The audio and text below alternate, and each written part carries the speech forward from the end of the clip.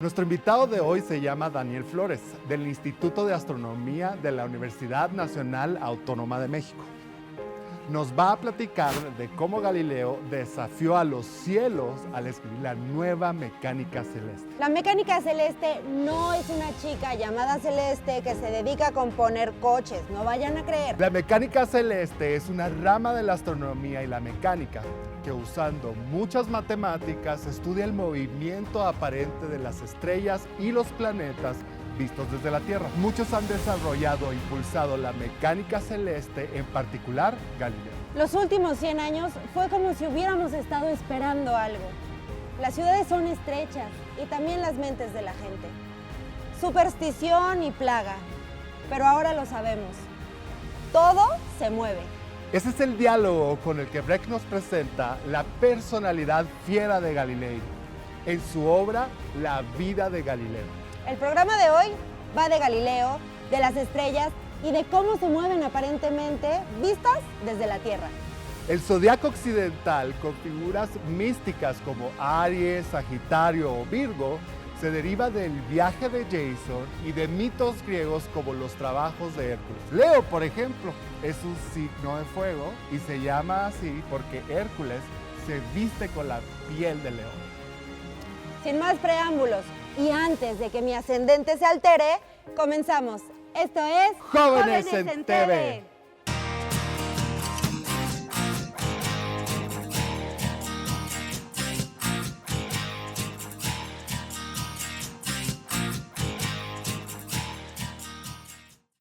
A continuación veremos cómo se hace esta apreciación de mecánica celeste con una breve narración histórica de uno de los grandes héroes de la ciencia, Galileo. Se pensaba que el universo tenía dos ingredientes, o estrellas o planetas, y la diferencia es que las estrellas no se mueven y los planetas se mueven rápido en el cielo. Y eso es todo lo que sabíamos. Y entonces la aparición del telescopio cambia todo esto. Esta es una imagen de uno de los telescopios de Galileo. El telescopio nos permite ver mucho más de lo que veíamos y entonces descuadra lo que entendíamos y tenemos que volver a tratar de entender qué es lo que sabemos. El telescopio de Galileo, les decía, esta es imagen del Museo de la Ciencia en Florencia, que está dedicado primordialmente a Galileo. Y el telescopio de Galileo en particular medía como 1 metro de largo, como 5 centímetros de diámetro, y 5 centímetros puede parecer poco, pero piensen en el tamaño de la pupila de su ojo, es mucho más grande. Entonces lo que está haciendo es atrapando mucha más luz. Estos telescopios eran muy sencillos, tenían 2 lentes, se llama ocular la que va cerca del ojo y se llama objetivo la que va cerca del objeto. Y entonces tenía 2 lentes y lo que hace es atrapa mucha más luz de la que éramos capaces de atrapar. ¿Y qué pasa cuando atrapamos mucha más luz? Bueno, por ejemplo, una de las cosas que Galileo reporta en 1610 es estas estrellas que ustedes ven ahorita, es la constelación de Orión, que igual la que todos ubicamos nosotros es el cinturón de Orión, que son las 3 estrellas de arriba, que son estas 3 estrellas de arriba. Y todo esto es, Orión era un guerrero griego y por eso le pusimos así a la constelación. Esto es lo que se ve a ojo pelón, y con su telescopio Galileo veía así de tantas estrellas más. Y entonces, con el número de estrellas que conocíamos antes, había un modelo del cosmos, había una explicación para todo lo que conocíamos. De repente conocemos 10 veces más estrellas. ¿Dónde van? ¿Qué están haciendo ahí? ¿Dónde caben? ¿Qué forma tiene el universo? Si antes pensábamos que el universo era una esfera, ¿dónde caben estas cosas? Entonces no solo es un cambio visual, empuja un cambio del conocimiento también. Entre las cosas que observó Galileo, aparte de muchas más estrellas, les voy a poner este diagrama porque nos sirve para ubicarnos. Este es un mapa del cielo, pero con la figura de Orión alegóricamente representada, y entonces el cinturón es esto que vimos aquí. Esto de acá se llama la daga, son 3 estrellitas en fila. En la zona de la cabeza de Orión, Galileo reporta desde el mero principio que ve algo que se ve nebuloso, pero nada más. O sea, y se sigue a todo lo otro que Galileo reportó, que es toda otra plática. y ya. Pero, por ejemplo, apunta su telescopio a la Vía Láctea y si ustedes han tenido suerte y han salido de la ciudad, saben que la Vía Láctea se ve como un borrón, una mancha blanca larga extendida. Eso es lo que vemos con los ojos. Él lo que vio es que esa mancha contenía muchísimas estrellas y eso también nos hace pensar dónde están, cómo son, qué demonios está pasando aquí. Ese es el tipo de cosas que él descubrió. ¿Cómo están? Estamos con el doctor astrónomo Daniel Flores del Instituto de Astronomía de la Universidad Nacional Autónoma de México, que además está encargado del cálculo de efemérides en el Instituto de Astronomía. Yo estoy investigando y me di cuenta de que Galileo era Piscis. Pero lo que sabemos de Galileo generalmente es que, oigan, ¿qué creen? Que todo se mueve y entonces llegó la Inquisición y lo que le queremos preguntar es, ¿cómo era el mundo antes de Galileo, doctor? Bueno, el mundo de Galileo está en una fase entre lo que se llama la Edad Media y lo que se llama ya el avance científico del pensamiento humano. Ocurre que Galileo es, digamos, una de las piezas fundamentales de la ciencia que se desarrolla en todo el mundo. Estamos hablando del siglo XVI aproximadamente y los cálculos y los descubrimientos que él hizo han servido para lo que ahora podemos hacer. Desde luego, Galileo es la base de muchos otros científicos de la época que fueron mejorando cada vez más el conocimiento de los sucesos de la naturaleza. En la antigüedad, los sabios o los estudiosos de los fenómenos naturales eran múltiples, o sea, tenían una inquietud diversa. O sea, trabajaban en líquidos, trabajaban en el sonido, en los péndulos, como en el caso de Galileo, y también trabajaban en lo que es la observación de los cuerpos celestes, particularmente los planetas y la Luna. Qué interesante, doctor, porque habla de las disciplinas, ¿no?, en las que trabajaban y específicamente ahorita hablando de pensamiento matemático. ¿Cómo eran las matemáticas que utilizaba, por ejemplo, Galileo en el siglo XVI y cómo se comparan con las matemáticas que ahora los alumnos en México utilizan? Sí, en cuanto a las matemáticas, pues estamos hablando precisamente de los arranques del lenguaje matemático, particularmente lo que sería el álgebra. Entonces, en el pasado, pues era la observación de un objeto en el cielo y se registraban posiciones relativas a un sistema de referencia que se utilizaba. Y entonces era una colección de puntos cuando, digamos, observaban la Luna en el fondo de estrellas o los planetas en el fondo de estrellas, iban ubicando cada punto en donde ocupaba un planeta y lo registraban. Entonces eran tablas de números. Después simplemente hacían inferencias para ver cuándo sería la próxima posición de un objeto. Aquí recuerdo, años después, aparece Euler, así literal, en el que él calcula precisamente las posiciones de los objetos ya numéricamente. Entonces, ese es precisamente el arranque de lo que sería el cálculo numérico. Entonces, después Galileo empieza ya a evolucionar y empieza a crear el lenguaje matemático.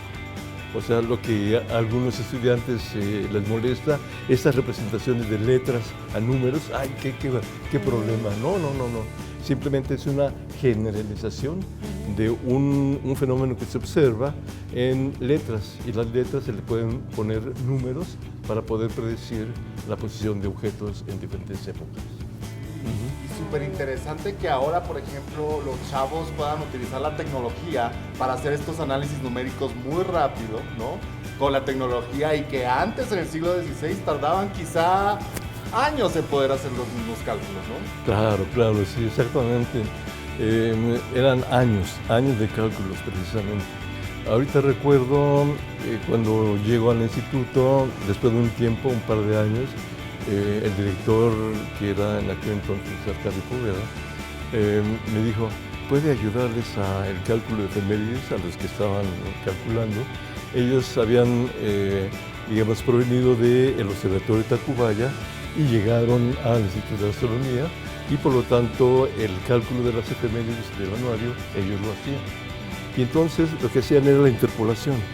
este ejemplo que puse de las posiciones de objetos y la determinación de otros puntos dados los anteriores, eso es una interpolación, ¿no? Bueno, entonces todos esos cálculos se hacían en el instituto para calcular las efemérides astronómicas mediante interpolación y les llevaba 1 año, 2 años para calcular el de un año siguiente.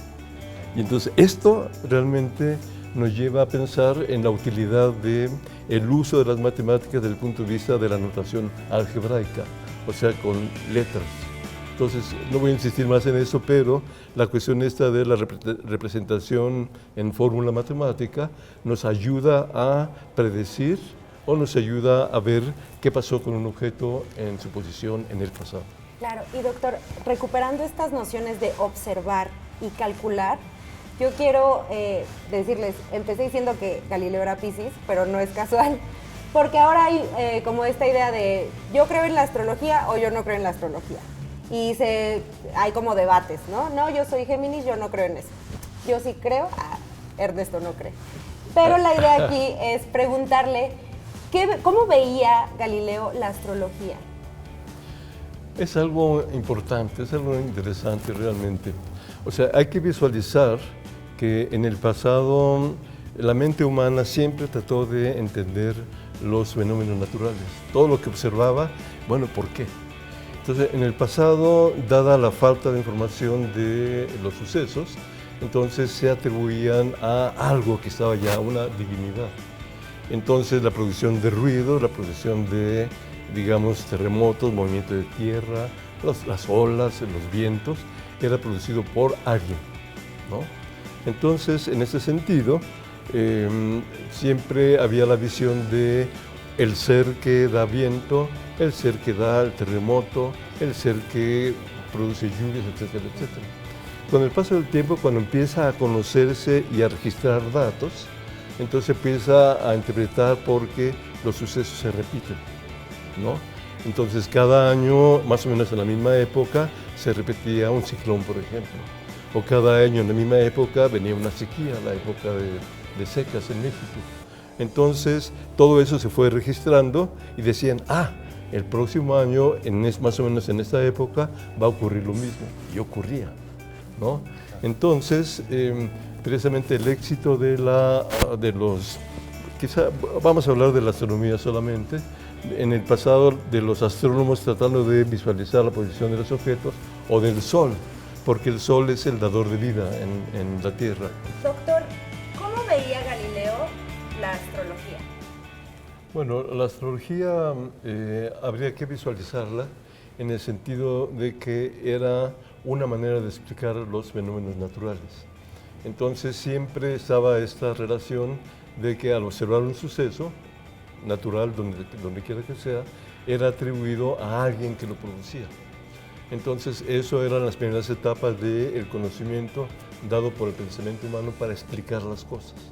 Entonces en ese sentido, gradualmente al entender cada vez más y mejor los sucesos naturales, entonces la representatividad en cuanto a deidades se fue perdiendo y se fue entendiendo cada vez mejor los sucesos, tal como son. Entonces, si por ejemplo en algún lugar hay un cañón, o sea, hay un pasaje entre montañas y ahí hay grandes corrientes de aire, viento, y que en otro lugar, en un lugar llano no hay, entonces quiere decir que hay una diferencia y se empieza a entender lo que serían los ruidos, o sea, el movimiento del aire, el movimiento del agua, pero como un suceso natural. O sea, sin necesidad de atribuirlo a una causa y a un efecto. Entonces, la astrología tiene el mismo sentido. O sea, cómo el Sol en el pasado se movía y cómo regresaba del solsticio de invierno al solsticio de verano. Entonces, al observar el movimiento de los astros, o por ejemplo en el Sol, que tiene un camino limitado de ida y de regreso cada año, decían, hay algo que lo regresa del sur al norte y del norte al sur.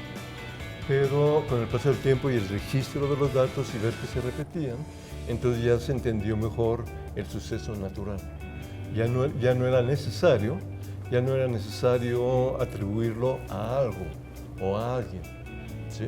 Entonces, los registros, la construcción de tablas y posteriormente, precisamente lo que hablábamos de las matemáticas, empezó a surgir los modelos matemáticos o los modelos numéricos del comportamiento del movimiento del Sol. Entonces ya no había necesidad de atribuirlo a una deidad. En el caso de la astrología, precisamente, son los arranques del pensamiento humano para entender los sucesos astronómicos. Entonces la astrología divide la bóveda celeste en ciertas regiones, en ciertos grupos de estrellas, y que al repetirse año con año, decían que si aparece tal grupo de estrellas va a ocurrir algo, si aparece otro grupo de estrellas, también va a ocurrir otra cosa, un personaje va a morir, en fin, todo eso que ya conocemos. Entonces, la situación está en que cuando ya se entienden y se tienen los modelos numéricos y matemáticos de los movimientos de la bóveda celeste, entonces la astrología se separa. La astrología continúa en su parte de adivinación, que es respetable en el sentido de que cada quien tiene su modo de ver las cosas, y la parte de la astronomía que se va o se conduce hacia lo que es explicar de modo numérico los fenómenos que se observan. Entonces podríamos decir que la ciencia responde también a su tiempo, es decir, en algún momento se explicaban las cosas de alguna forma y después de otra, ¿o cómo entendemos esta parte? Claro, a ver, ¿qué es la ciencia? O sea, la ciencia es tratar de entender los sucesos. Estos sucesos pueden ser sucesos de la naturaleza, sucesos sociales, o digamos lo que hay, los chismes en vecindad, por ejemplo, que ocurrió esto, que aquello, es para entender qué le pasa a los diferentes grupos familiares. Y entonces es una manera de entender un suceso y registrarlo y ver que se va a repetir o no. Ajá. Entonces la ciencia es eso. Entonces podemos hablar de la ciencia física, ciencia biológica, ciencia astronómica, ciencias administrativas, lo que quieran, ciencias históricas, porque es una manera de entender los sucesos y darles una explicación y ver si hay un comportamiento que se repita. Perfecto. Y ahorita que estamos hablando de ciencia y de este enfoque de la astronomía, háblenos un poquito de qué es el anuario astronómico, ¿no?, mexicano, en el que usted colabora, en el que usted trabaja, y qué cálculos se utilizan en ese anuario para que se pueda realizar. Ajá, claro. Bueno, interesante pregunta. Y bueno, la cuestión del cálculo de efemérides, las efemérides astronómicas es simplemente el cálculo de la posición del Sol, la Luna y las estrellas. Parece una canción, pero eso sí. Y entonces, además de los fenómenos astronómicos, la observación de la Vía Láctea, en fin, todo eso está dentro de esto que se llaman las efemérides astronómicas. Entonces, estas efemérides astronómicas no es nada nuevo, o sea, Galileo lo hacía, y entonces, en el pasado, en las astronomías antiguas en el mundo, también había calculistas para determinar los sucesos que vendrán con los planetas, con la Luna, con el Sol. Entonces, simplemente es una herencia que ha ido mejorándose con el tiempo, y entonces esto nos lleva a la creación de lo que llamamos nosotros la mecánica celeste. Entonces, el estudio del movimiento de los cuerpos, sus causas y sus efectos, nos lleva precisamente a establecer modelos del movimiento de la Luna, el movimiento de la Tierra, del Sol, los planetas, de Marte, por ejemplo, y eso en la antigua astronomía también se hacía. No había modelos numéricos como lo tenemos ahora, pero había tablas. Entonces, tanto en Babilonia o digamos en el Viejo Mundo, como en América también, particularmente esta región, lo que llamamos México, sur de Estados Unidos, México, Centroamérica y el norte de Sudamérica. Entonces había una concentración de pensamiento humano para entender los movimientos de los cuerpos. Bueno, entonces el anuario del Observatorio Astronómico es un conjunto de tablas de números que representan la posición de cada uno de los cuerpos celestes. ¿Y para qué sirve? Pues para, digamos, para determinar cuándo el Sol va a estar en tal o cual posición. Si va a estar en el cenit de algún lugar, o si va a salir en el solsticio, o en invierno o en verano, o en el equinoccio, cuándo va a ocurrir. Entonces era algo muy importante en el pasado. Y también servía el cálculo de efemérides en México, tiene una tradición realmente muy importante en cuanto a lo que es la localización de las poblaciones en la República Mexicana. Entonces estamos hablando de final del siglo XIX, el siglo XX, principio del siglo XX, en el que los topógrafos, los geodestas, se apoyaban directamente, como actualmente, en la publicación del anuario del Observatorio Astronómico Nacional. Entonces, fue una publicación que permitió determinar la hora también. Entonces, en el pasado, antes del siglo XIX, entonces se regía por el paso del sol por el meridiano del lugar. Cada localidad tenía su hora. Y después, cuando uno viajaba de un lado a otro, pues era complicado cambiar la hora. Ya aquí no es la una, sino son las 3, por ejemplo.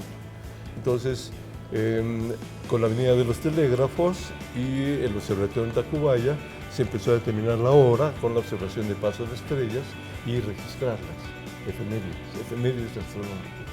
Y entonces de ahí parte ya la sabiduría mexicana, en la actualidad me refiero, para ubicar puntos de la República Mexicana que no se conocían. En fin, o sea, esto más o menos es un resumen. Y desde luego todo esto es en base a modelos matemáticos del movimiento de los planetas, del Sol, la Luna y de estrellas también, de la bóveda celeste. Doctor, cuando estamos como escuchándolo y aprendiendo como tanto sobre la observación y el registro, quizás a muchos nos dan ganas como de empezar a hacer observaciones, de ver qué estamos viendo en el cielo. ¿Qué nos recomienda usted como para acercarnos un poco más de forma vivencial a esta observación y registro?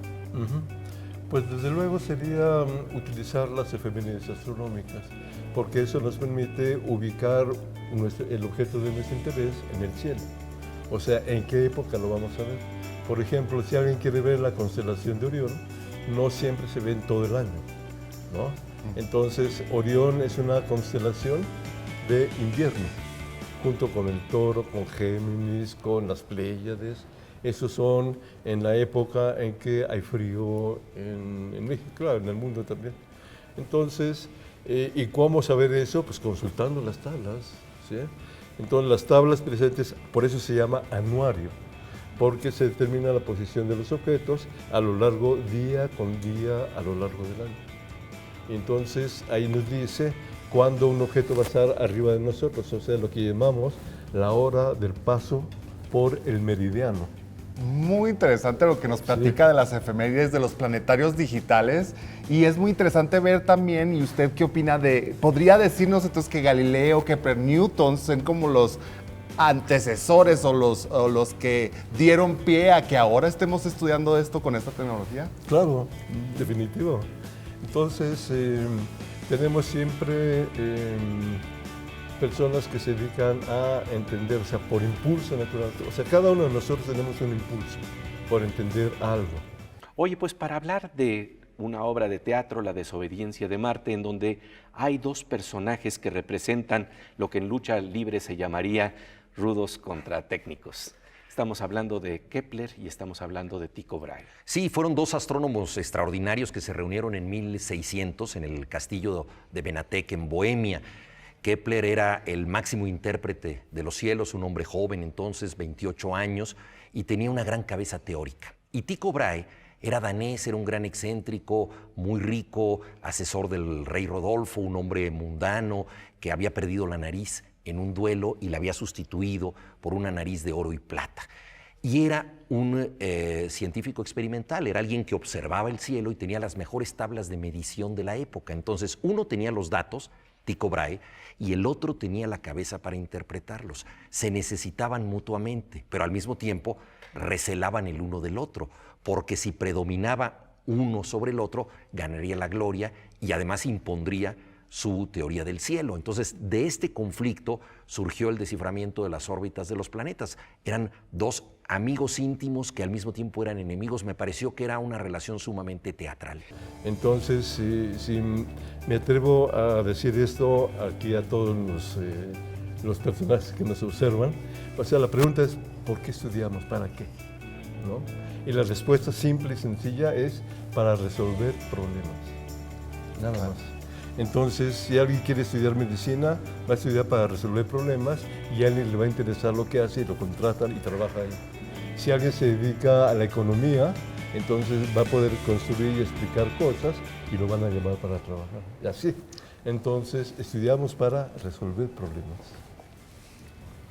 Bueno, y precisamente hablando de cómo la humanidad ha intentado resolver problemas y cómo a partir de esto se registra, se observa y se construye el conocimiento científico, doctor, ¿qué nos podría platicar acerca de los problemas que resolvía Galileo y cómo esto nos sirve como un ejemplo para todas las personas que nos están viendo y para entender y perderle el miedo a las matemáticas y a las ciencias? Ajá. Sí, es una frase de perderle el miedo. Sí, porque a veces es un miedo creado, ¿no?, por cada uno de nosotros. Pero yo creo que hay que darle amor a la situación de entender y trabajar con ella. Entonces, recuerdo precisamente Galileo empieza a trabajar con curvas y entonces descubre la cicloide. Y con la cicloide él se pudo construir un puente. O sea, precisamente siempre son un arco los puentes. Aquí los podemos ver en este gran edificio y que son para sostener otros niveles de construcción. Entonces, en el caso de los puentes, precisamente es para resolver el hecho de que la gente pase por un lugar que de otro modo no podría cruzar, un río, una cañada, en fin, lo que quieran. Entonces, la cicloide es simplemente el inicio de lo que ahora llamamos la geometría analítica, que es la representación de línea recta por una ecuación x más y igual a 2, por ejemplo. Esa es una línea recta. Y si le damos un valor a x, obtenemos y vamos construyendo la línea recta. Igual, si tenemos nosotros una parábola, una ecuación de una parábola, y igual a x cuadrada, por decir algo, entonces vamos dándole valores a x y construimos una curva. Entonces podemos construir las que queramos. Para eso sirven las matemáticas. Y entonces las matemáticas se aplican en cualquier dominio de la mente humana, en cualquier ciencia que la mente humana desarrolla, ¿no? Ya hablábamos de las diferencias de la ciencia, que son el mismo concepto, pero la aplicación es diferente. Bueno, entonces, esencialmente, las matemáticas es entender lo que son los procesos algebraicos para después llevarlos a modelos más complicados, más elaborados en cuanto a construcción de sistemas de referencia, el número de variables, variables dependientes o independientes, etc. Pero entonces, sin nuestras bases, la comprensión de lo que sería la geometría y la geometría analítica, ya con eso tenemos suficiente para arrancar en el uso de las matemáticas. ¡Qué bonito! Yoko Ono dice que lo contrario al amor no es el odio, sino el miedo. Entonces, me parece muy importante lo que acaba de decir el doctor. Hay que perderle el miedo a las matemáticas a través de darle amor a esta acción de conocer y entender las situaciones que vivimos. Doctor, y ya para terminar, ¿qué consejo le daría a todas las y los estudiantes que están aprendiendo matemáticas desde sus casas? Qué pregunta. Bueno, algo realmente importante. O sea, tomar conciencia de nuestra habilidad para comprender y aprender. Y que el único responsable es cada uno de nosotros cuando estamos viendo esta transmisión o cualquier otra. Entonces, adoptar el compromiso de entender, aprender lo que nos están mostrando. Ya. Muchas gracias, doctor. Muchas gracias. Y así, amigos y amigas, ya sean Ofiuco, Capricornio, Libra, Dragón, Caballo o Jaguar, el punto es seguir viendo a las estrellas. Ya lo dice Galileo en la obra La vida de Galileo de Brecht. Todos los días se descubre algo nuevo y los ancianos de 100 años Deben dejar que los jóvenes les griten las novedades al oído. Se ha descubierto muchísimo, pero siempre hay más por descubrir. Siempre hay algo que hacer para las nuevas generaciones.